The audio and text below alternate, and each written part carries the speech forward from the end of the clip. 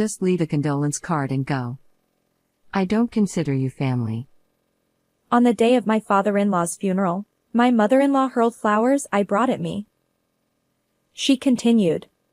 Besides, if it's known that a woman as plain and embarrassing as you is our daughter-in-law, it would be a disgrace to the entire extended family. Exhausted by her attitude and harassment, I followed her instructions and left only the card. 3 days after the funeral, I was struck by mysterious nausea and illness, so I returned to my parents' home to recuperate. While resting in the living room, the doorbell rang. When I opened the door, my flustered mother-in-law stood there, apologizing. I'm sorry.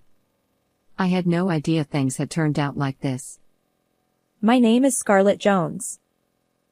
Having never had a boyfriend, I met Noah at a hobby class I started upon a friend's invitation when I was 30.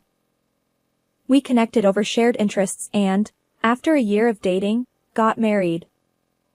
Noah is my age, incredibly handsome, kind, highly educated from a prestigious university, and comes from a wealthy and respectable family. I didn't know about his background until we had been dating for a while, so it wasn't a conscious choice based on his qualifications. In fact, I felt quite inadequate compared to him, thinking there were plenty of other women who would be a better match. When I learned about Noah's impressive credentials, I worried if we were mismatched or if I was truly good enough. However, Noah accepted me wholeheartedly. I love you, Scarlett. It has to be Scarlett. Encouraged by his words, I accepted his proposal and we got married. He is the elite son of a publicly traded company's president, and he has been on a successful trajectory. He too had never dated anyone before. It's intriguing that he didn't have any dating experience with women until the age of 30. However, during our blissful time together, I didn't dwell on that mystery. Despite being the son of a powerful executive, he never rested on his laurels. Through hard work and dedication, he recently earned recognition from his father as the company's successor. Both my husband and father-in-law are currently busy with preparations for the company's transition. They rarely spend time at home, and when they do, it's mostly for sleep. Yet, my husband never neglects me. He reaches out when he can, and on those precious days off, he prioritizes spending time with me. Honestly, he's been a wonderful husband. I've vowed to always support him. Being his wife has brought me immense happiness, except for one thing. After getting married, I ended up living with Noah's family. Since I still had student loans from my college days, I had planned to work. However, Noah pleaded with me, saying, Scarlett, I'll work hard enough for both of us. I want you to stay home and support me. I ended up quitting my job and moving to my in-laws' house. Honestly, leaving my job was a bit of a shock because I loved working. The reason I quit my job seems to be because my mother-in-law interfered with Noah. She convinced him that a wife working implies the husband lacks inadequacy. As a result, I spend most of my days at my in-laws' home.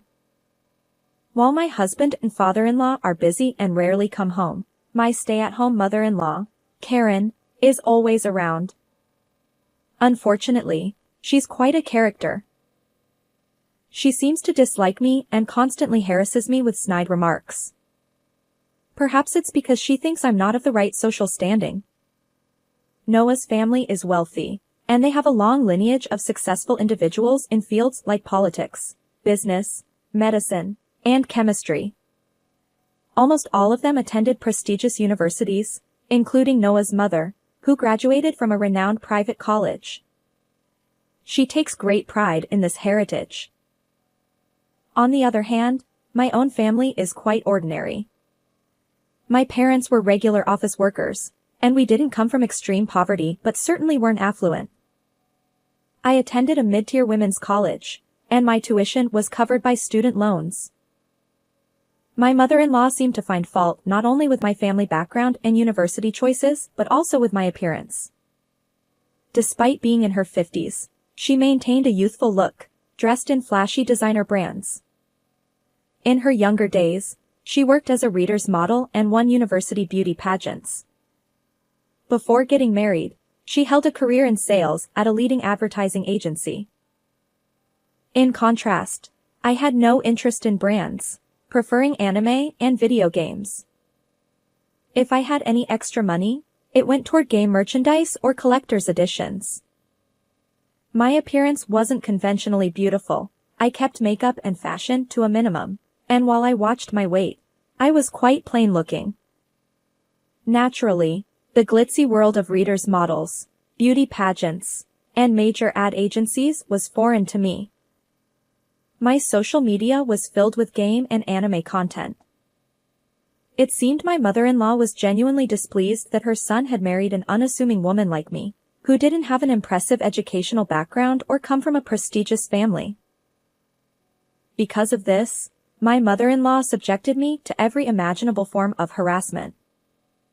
She deliberately spilled sauce on freshly laundered clothes, intentionally messed up rooms I had just cleaned, and turned them into trash heaps. Entertainment was forbidden. The hobby class where I first met Noah was shut down, and my friend's contact information was forcibly erased. My beloved anime merchandise and games were sold off for a pittance, with the proceeds going straight into my mother-in-law's pocket. Going out anywhere, even for a simple shopping trip, invited her snide remarks, making it nearly impossible to leave the house. My mother-in-law sold my clothes and cosmetics, saying, "A wife doesn't need to be fashionable." And of course, the money went into her pocket. Makeup was forbidden, and I was only allowed to wear tracksuits at home and the suit I used for job hunting when going out. My hard-earned savings from my single days were confiscated. Even the meals I prepared were discarded. Worse yet, they were thrown on the floor, captured in humiliating photos, and gleefully shared online. The only food I was allowed to eat was leftovers. My mother-in-law would mockingly say, "This meal is perfect for a pitiful pauper," while laughing with her friends. Birds of a feather flocked together, and her friends were equally glamorous, wealthy, and disdainful individuals. My mother-in-law would proudly declare, "Look at my pitiful daughter-in-law. How has she lived looking like this?" Her friends would chime in, "If I were her, I'd be too embarrassed to live." I had no choice but to endure this humiliation. After enduring such a life for about a year, my father-in-law passed away. He had been battling terminal cancer, defying the prognosis and living longer than expected. I found myself responsible for preparing his funeral. Noah, caught up in the company's transition, couldn't focus on funeral arrangements. "I have no idea about any of this. Scarlett, can you handle it?" She dumped everything on me, while she lounged around doing nothing. Exhausted and sleep-deprived, I somehow managed to complete the preparations and reach the day of the funeral. However, as I tried to participate in the funeral, my mother-in-law stepped in front of me and made an outrageous demand. "Scarlett, just leave a condolence card and go." I couldn't hide my surprise. She continued, "I don't consider you family. Besides, if it's known that a woman as plain and embarrassing as you is Noah's wife, it would be a disgrace to the entire extended family." From my perspective, her hysterical outburst was far more embarrassing than anything she accused me of. But arguing back would only escalate things, so I simply replied, "Understood," and left the funeral venue, placing only the card. 3 days after the funeral, I was struck by mysterious nausea and illness, prompting me to return to my parents' home for recovery. Staying at my in-laws' house would have been impossible due to my mother-in-law's constant harassment. My parents were both at work, and as I rested alone in the living room, the doorbell rang. Checking the camera feed, I saw my mother-in-law repeatedly ringing the doorbell. Initially, I ignored it, but her persistent ringing and disruptive behavior outside the front door forced me to reluctantly open it. Perhaps she had come to retrieve me, her stress outlet and housekeeper. Contrary to my expectations, my mother-in-law immediately apologized. Frustrated, I couldn't help but ask, "What's with this sudden change?" In a desperate tone, she offered her apologies, saying, I had no idea things had turned out like this. "Let me summarize the situation. As it turns out, my late father-in-law was aware of the harassment I endured from my mother-in-law. Although she had always put on a facade in front of him and Noah, my father-in-law sensed something amiss in our relationship. When he confronted her, she readily confessed. Despite his efforts to persuade her to stop the mistreatment, my mother-in-law remained obstinate. She even went so far as to badmouth me to my father-in-law. Struggling with terminal cancer and limited time left, my father-in-law decided to leave a will.